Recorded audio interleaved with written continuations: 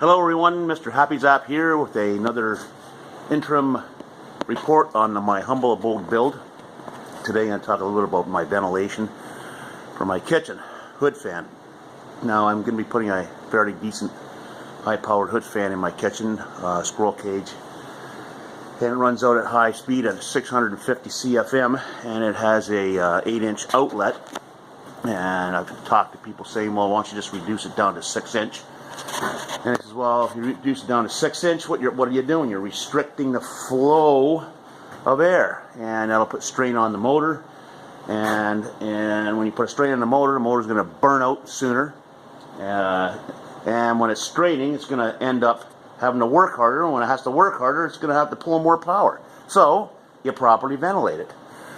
Well, anything up to 6 inches can use flexible duct. Okay.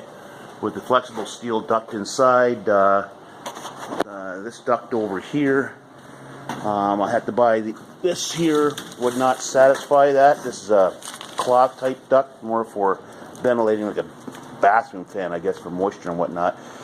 Well, even at that, you still have to use a steel duct, but anything up to 6 inches, or anything past 6 inches, you got to go to an actual hard pipe. So I had to purchase that ducting there in a 25-foot length to peel off the inside of it to be able to pull over my 8-inch pipe, which I put in here.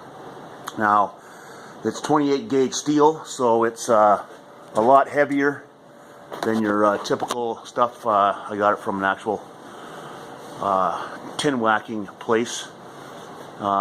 And it's more expensive, but you know, it's good and solid. So it's 28 gauge steel all the way out to the actual vent outside there, and that's pulled over. All the joints are taped with silver tape, so that you're limiting any ability for any kind of air to escape before it gets out to the vent area. And as you can see, I've got it pulled over here, and I have it insulated just so it's just inside the building envelope. So therefore, once I get the drywall and that on, well, probably the poly and whatnot, I'll cut it back to the actual poly and the for crying out loud, the resilient channel, and cut it to that point and bring it down, because you don't have to insulate once it's inside the insulated envelope. So I decided to give you this update. Anyone who says, to restrict it down lower than what the actual fan manufacturer says, I put a little doubt in their mind, because that's not right. So other than that, once again, keep a cool tool.